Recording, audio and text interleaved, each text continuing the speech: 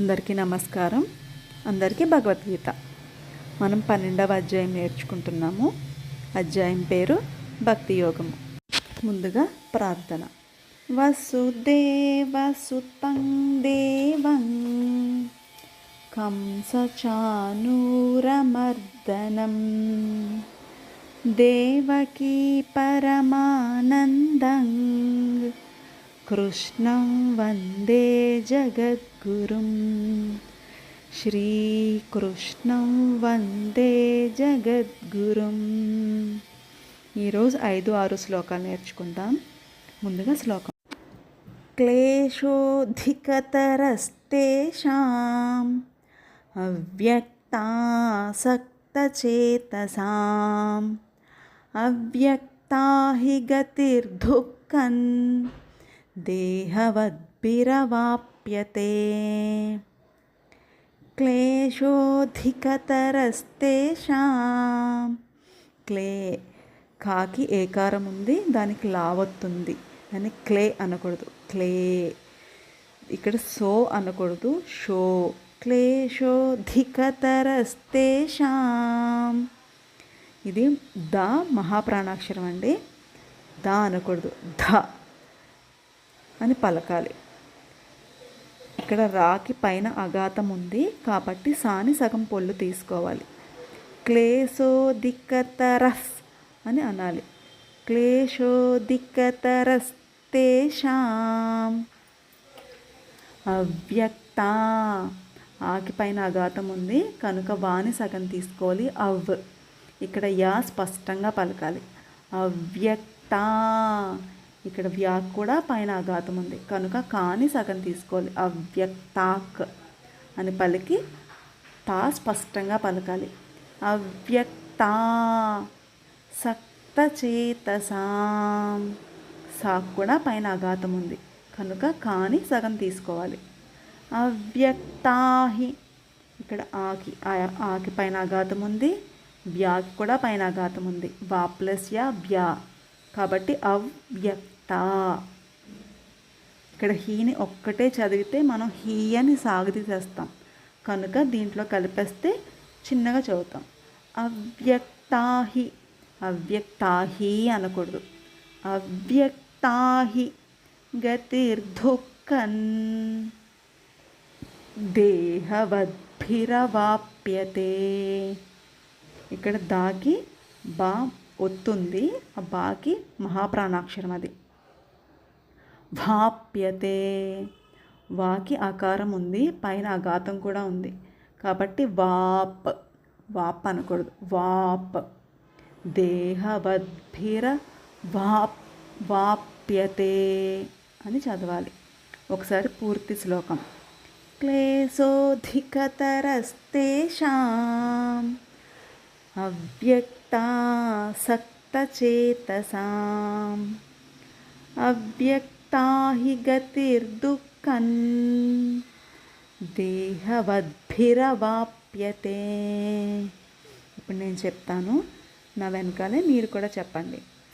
క్లేశోధికతరస్తేషాం. క్లేశోధికతరస్తేషాం అవ్యక్తాసక్తచేతసాం అవ్యక్తాసక్తచేతసాం అవ్యక్తా హి గతిర్దుఃఖం అవ్యక్తా హి గతిర్దుఃఖం దేహవద్భిరవాప్యతే. దేహవద్భిరవాప్యతే. పూర్తి శ్లోకము. క్లేశోధికతరస్తేషాం అవ్యక్తాసక్తచేతసాం అవ్యక్తా హి గతిర్దుఃఖం దేహవద్భిరవాప్యతే. ఇప్పుడు 6వ శ్లోకం నేర్చుకుందాము. ఏ తు సర్వాణి కర్మాణి మయి సన్యస్య మత్పరాః అనన్యేనైవ యోగేన మాం ధ్యాయంత ఉపాసతే. ఏ తు సర్వాణి కర్మాణి మయి సన్యస్య మత్పరాః. ఇక్కడ మయి సా నాకి నావత్తుంది, యావత్తుంది, పైన అఘాతం ఉంది. మయి సన్యస్ సన్యస్ నా యా స్పష్టంగా పలకాలి. సన్యస్ సన్యస్ సన్యస్య మత్పరామ పైన మాకి అఘాతం ఉంది కనుక మా తా తర్వాత అక్షరమైన తాలో సగం అక్షరం తీసుకోవాలి. మత్పరామ. అనన్యేనైవ యోగేన నాకు ఇక్కడ పైన అఘాతం ఉంది కనుక అనన్యేనైవ యోగేన మాం ధ్యాయంత ఉపాసతే. ఇక్కడ మాం అనకూడదండి, బ్రాకెట్లో న పొల్లుంది కదా, మాం అనకూడదు, మాన్ అనాలి. మాన్ ధ్యాయంత. ఇక్కడ ద మహాప్రాణాక్షరం కాబట్టి ఒత్తి పలకాలి. దాకి యావత్తుంది కనుక ధ్య. తర్వాత యాకి పైన అఘాతం ఉంది, తర్వాత నా కాబట్టి నాని సగం తీసుకోవాలి. యాన్ త అని తాని స్పష్టంగా పలకాలి. మాంధ్యాయంత ఉపాసతే. ఒకసారి పూర్తి శ్లోకం చదువుతాను. ఏ తు సర్వాణి కర్మాణి మయి సన్యస్య మత్పరామ అనన్యేనైవ యోగేన మాం ధ్యాయంత ఉపాసతే. ఇప్పుడు నేను చెప్తాను, నా వెనకాలే మీరు చెప్పండి. ఏ తు సర్వాణి కర్మాణి మయి సన్యస్య మత్పరామ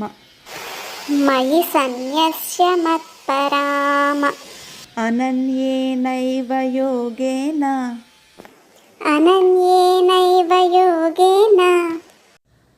మాం ధ్యాయంత ఉపాసతే.